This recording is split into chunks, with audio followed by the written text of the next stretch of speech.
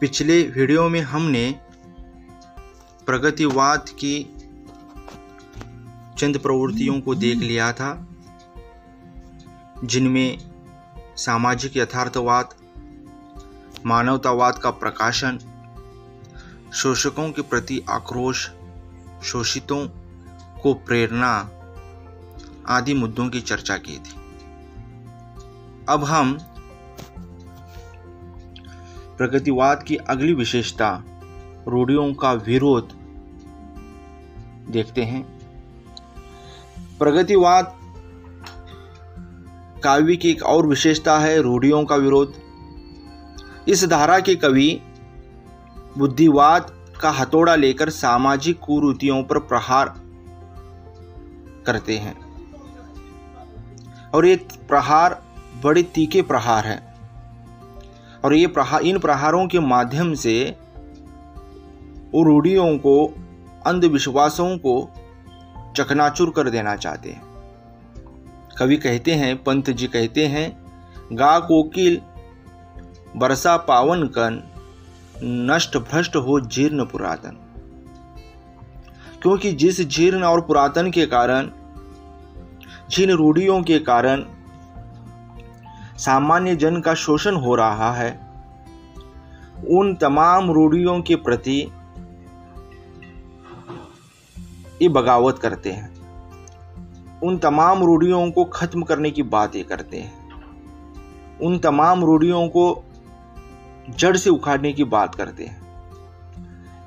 इसके पीछे का मकसद यही है कि जिन भी कारणों से सामान्य जन का, मजदूर, दीन, दलित, दुखियों का शोषण होता है, उन सारी चीज़ों के प्रति इनके मन में अनास्था है और इनके मन में उनके प्रति घृणा भी है और उनका विरोध ये बड़े पैमाने पर करते हैं। इस काल की कविताओं में तत्कालीन समस्याओं का चित्रण भी किया गया है। तत्कालीन समस्या जो है यथार्थ रूप में चित्रित की गई हैं। प्रगति का उपासक कवि अपने समय की समस्याओं जैसे बंगाल का अकाल आदि की ओर आंख खोलकर देखता है और उनका यथार्थ रूप उपस्थित कर समाज को जागरूक करना चाहता है। तो ये भले ही ये पूंजीपतियों के खिलाफ आवाज उठाते हैं, शोषितों को प्रेरणा देते हैं, लेकिन वर्तमान समस्याओं से ये मुंह फेरे हुए नहीं हैं। इस काल की कविताओं में वर्तमान समस्याओं पर भी खुलकर लिखा गया है। इस समय बंगाल में अकाल पड़ चुका था, उस अकाल की बात भी इस काल की कविता में देखने मिलती है और आंखें खोलकर वो इस परिस्थितियों को देखता है और उसका यथार्थ रूप चित्रित करता है। इसीलिए हमेशा साहित्यकार को सत्ताधारी का विरोधी माना जाता है, क्योंकि साहित्यकार विपक्ष की तरह जो समस्याएं उत्पन्न हुई हैं उन समस्याओं का यथार्थ चित्रण करता है और सरकार से सवाल पूछता है। यहां पर कवि कहते हैं, बाप बेटा बेचता है भूख से बेहाल होकर, धर्म धीरज प्राण खोकर हो रही अनरीति, राष्ट्र सारा देखता है एक भिक्षुक की यथार्थ स्थिति, निराला जी करते हैं वो आता, दो टूक कलेजे के करता, पछताता पथ पर आता। तो इस काल की कविताओं में तत्कालीन समस्याओं का यथार्थ चित्रण है। वो इन समस्याओं से मुंह नहीं फेरते, बुलंदी से उजागर करते हैं और व्यवस्था से सवाल भी करते हैं। यही खासियत प्रगतिवाद की है। मार्क्सवाद का समर्थन इस काल के कवियों ने, जैसे कि हमने शुरू में कहा, एक प्रकार से ये मार्क्सवाद की साहित्यिक विचारधारा है प्रगतिवाद। इस धारा के कुछ कवियों ने साम्यवाद के प्रवर्तक कार्ल मार्क्स का तथा उसके सिद्धांतों का समर्थन करने हेतु प्रचारात्मक काव्य भी लिखा है। तो सिर्फ और सिर्फ मार्क्स के सिद्धांतों को प्रतिपादित करने के लिए भी कुछ कवियों ने कविताएं रची हैं, जिनमें है साम्यवाद के साथ स्वर्ण युग करता मधुर प्रदापन, और साथ ही साम्यवाद देशों का गुणगान भी किया गया है। लाल रूस का दुश्मन साथी, दुश्मन सब इंसानों का। तो कुल मिलाकर इस प्रकार से रूस के परिप्रेक्ष्य में कविताएं लिखी गई है। मार्क्स के सिद्धांतों का प्रतिपादन करने के लिए भी इस काल के कवियों ने कविताएं लिखी है। प्रगतिवादी कवियों में नया सौंदर्य बोध भी देखने मिलता है। प्रगतिवादी कवि श्रम में सौंदर्य देखते हैं, इनका सौंदर्य बोध श्रम में है। उनका सौंदर्य बोध सामाजिक मूल्यों और नैतिकता से रहित नहीं है। वे अलंकृत या असहज में नहीं, सहज सामान्य जीवन और स्थितियों में सौंदर्य देखते हैं। खेत में काम करती हुई किसान नारी का यह चित्र इसी तरह का है। बीच बीच में सहसा उठकर खड़ी हुई वह युवती सुंदर, लगा रही थी पानी झुक कर सीधी करे कमर वह पल भर, इधर उधर वह पेड़ हटाती रुकती जल की धारा बहती, इधर उधर वह पेड़ हटाती रुकती जल की धारा बहाती। तो खेतों में काम करने वाले युवती में इन्हें सौंदर्य नजर आता है। निराला जी की कविता है, वो तोड़ती पत्थर देखा मैंने उसे इलाहाबाद की पथ पर। तो इनका सौंदर्य, इनके साहित्य में सौंदर्य बोध है, लेकिन इनका सौंदर्य बोध सामान्य है, सामान्य जीवन से जुड़ा हुआ है। इसी तरह से इनकी विचारधाराओं को इनका सौंदर्य बोध भी आगे ले जाने का काम करता है। साथ ही इस काल की कविताओं में व्यंग नजर आता है। सामाजिक आर्थिक वैषम्य का चित्रण करने से रचना में व्यंग आ जाना स्वाभाविक है। व्यंग ऊपर ऊपर हास्य लगाता है, किंतु वह अंततः करुणा उत्पन्न करता है। इसलिए सामाजिक व्यंग अमानवीय शोषण, सत्ता का सदैव विरोध करता है। प्रगतिशील कवियों में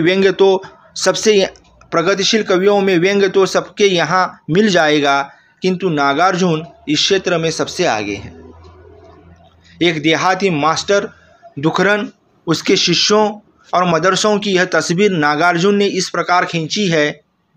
धुन खाए शहतीरों पर कि 12 खड़ी विधाता बाँचे, फटी भीत है छत है चूती, आले पर बिस्तुई या नाचे, लगा लगा बेबस बच्चों पर मिनट मिनट में 5 तमाचे, इसी तरह से दुखरन मास्टर गढ़ता है आदम से सांचे।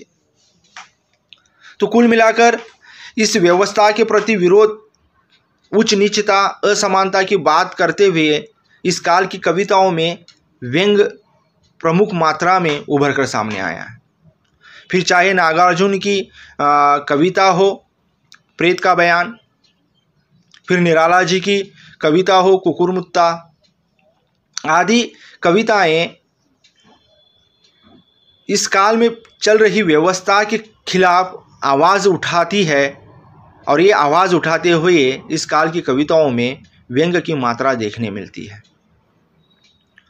मानव समाज की भांति प्रकृति क्षेत्र में भी प्रगतिवादी कवि सहज स्थितियों में सौंदर्य देखता है। इसी कारण इस काल की कविताओं में प्रकृति चित्रण भी दिखाई देता है। उनका सौंदर्य बोध चयनवादी नहीं। प्रगतिवादी कवियों ने प्रकृति और ग्राम जीवन के अनुपम चित्र खींचे हैं, जिसमें रूप, रस, गंध, वर्ण के बिंब उभरे हैं। नागार्जुन का बादल को घिरते देखा है, केदारनाथ अग्रवाल का बसंती हवा और त्रिलोचन का धूप में जगरूप सुंदर आदि उत्कृष्ट कविताएं प्रकृति चित्रण की देखी जा सकती है। प्रगतिवादी कविताओं में प्रेम का चित्रण भी परिलक्षित हुआ है। प्रगतिवादी कवियों ने प्रेम को सामाजिक पारिवारिक रूप में देखा है। इनका प्रेम व्यक्तिवादी प्रेम नहीं है, इनका प्रेम सामाजिक है, पारिवारिक है। वर्ग विभक्त समाज में प्रेम सहज नहीं हो पाता। प्रेम वर्ग भेद, वर्ण भेद को मिटाता है। प्रगतिवादी कवि प्रेम की पीड़ा का एकांतिक चित्र करते हैं, किंतु वह वास्तविक जीवन संदर्भों में होता है। तो इनके प्रेम में जो चित्रण है, करुणा है, वियोग है, वह वास्तविक जीवन के संदर्भ में अंकित हुआ दिखाई देता है। अतः उनका एकांत भी समाजोन्मुख होता है। जैसे त्रिलोचन का यह अकेलापन, आज मैं अकेला हूँ, अकेले रहा नहीं जाता, जीवन मिला है यह, रतन मिला है यह, फूल में मिला है या धूल में मिला है यह, मोल तोल इसका अकेले कहा नहीं जाता, आज मैं अकेला हूँ। तो इनका अकेलापन भी समाजोन्मुख है, वर्तमान संदर्भ से, वास्तविक जीवन से जुड़ा हुआ है। प्रगतिशील की और एक प्रगतिवादी कविताओं की और एक विशेषता है प्रगतिशील कविताओं की कि यहाँ पर नारी चित्रण जो है, नारी का चित्रण दिखाई देता है। प्रगतिवादी कवि के लिए मजदूर तथा किसान के समान नारी भी शोषित है। तो यहाँ पर सिर्फ किसान के शोषण का, मजदूर की शोषण की चर्चा प्रगतिशील कविताओं में नहीं देखने मिलती। प्रगतिवादी कविताओं में नारी का चित्रण भी शोषित के रूप में किया गया है, जो युग युग से सामंतवाद की कारा में पुरुष की दास्ता और लोहमयी जंजीरों से जकड़ी हुई है। स्वतंत्र व्यक्तित्व खो चुकी है और केवल मात्र रह गई है पुरुष की वासना तृप्ति का उपकरण। इसलिए वह उसकी मुक्ति चाहता है। अपना स्वतंत्र व्यक्तित्व खो चुकी है और वह केवल मात्र रह गई है पुरुष की वासना तृप्ति का उपकरण, और इस धारणा से वह उसे निकालता है और उसे मनुष्य के रूप में प्रस्थापित करने का प्रयास प्रगतिवादी कवि करता है। इसलिए वह उसकी मुक्ति चाहता है और कहता है, योनि नहीं है रे नारी, वह भी मानवी प्रतिष्ठित, उसे पूर्ण स्वाधीन करो, वह रहे न नर पर अवसित। अधिकांश प्रगतिवादियों ने नारी प्रेम और नारी का प्रेम स्वच्छंद है। मैं अर्थ बताता द्रोह भरे यौवन का, मैं वासना नग्न को गाता उच्छृंखल। प्रगतिवादी कवि ने नारी के सुकोमल सौंदर्य की उपेक्षा करके उसके स्थूल शारीरिक सौंदर्य को ही अधिक उकेरा है। उसने नारी की कल्पना कृषक बालाओं व मजदूरिनियों में किया है। तो यहाँ पर नारी के प्रति जो देखने का दृष्टिकोण है, नारी सौंदर्य के देखने का जो दृष्टिकोण है, ये दृष्टिकोण भी यहाँ पर बदला हुआ नजर आता है। ये दृष्टिकोण भी सामाजिक बन चुका है। यहाँ पर नारी की बात होती है तो उनकी विवशताओं को लेकर, उनके शोषण को लेकर होती है, और उसे मुक्त कराने की बात प्रगतिवादी कवि करता है। उसे मानव रूप में प्रतिष्ठित कराने के काम करता है, क्योंकि हमारे देश में या तो नारी को ईश्वर माना गया है, देवी समान पूजनीय माना गया है, या तो फिर दासी माना गया है। प्रगतिवादी कवि इन दोनों से परे उसे उसके मूल रूप में स्वीकारने की बात करता है, उसे मनुष्य के रूप में स्वीकारने की बात करता है, और उसके प्रति होने वाले अन्याय अत्याचार को उजागर करता है। प्रगतिवादी जनवादी हैं, अतः वह जनभाषा का प्रयोग करते हैं। इसीलिए प्रगतिवादी कवियों ने जनभाषा का प्रयोग अपनी कविताओं में किया है। उसे ध्येय को व्यक्त करने की चिंता है, काव्य को अलंकृत करने की चिंता नहीं। अतः वह कहता है भाषा को लेकर कि तुम वहन कर सको जन जन में मेरे विचार, वाणी मेरी चाहिए या तुम्हें चाहिए अलंकार। तो वाणीगत सौंदर्य इनकी कविताओं में ज़्यादा देखने नहीं मिलती। वो जन मन की बात को कहना चाहते हैं, इसलिए जन मन की भाषा में अपने विचारों को व्यक्त करते हैं, ताकि वो सारे विचार जन गण तक पहुंच जाए। इसीलिए उनकी कविताओं की भाषा जो है वो साधारण भाषा, जन भाषा का प्रयोग करते हुए दिखाई देते हैं। प्रगतिवादी कवि छंदों में भी अपने स्वतंत्र दृष्टिकोण के अनुसार मुक्तक छंद का ही प्रयोग करते हैं। पंत कहते हैं, खुल गए छंद के बंद, प्रास के रजत पाश। प्रगतिवादी कविता में नए उपमानों को लिया गया है और वे सामान्य जनजीवन और लोकगीतों से ग्रहण किए गए हैं। कोयल की खान की मजदूरी निसी रात, बोझ ढोती तीमर का विश्रांत सी अवदात, मशाल जोंक रक्त तांडव विप्लव प्रलय आदि नए प्रतीक प्रगतिवादी साहित्य की अपनी सृष्टि है। प्रगतिवादी कवि कला संबंधी दृष्टिकोण, भाषा, छंद, अलंकार, प्रतीकों तथा वर्णित भावों से स्पष्ट हो जाता है। वह कला को स्वांत सुखाय या कला के लिए नहीं बल्कि जीवन के लिए, बहुजन के लिए अपनाता है। वो कविता को जनजीवन का प्रतिनिधि मानता है। इसलिए इनके छंद, इनके उपमान, इनकी भाषा जनसाधारण से जुड़ी हुई, जनसाधारण की भाषा से जुड़ी हुई, जनसाधारण के जीवन से जुड़ी हुई दिखाई देती है।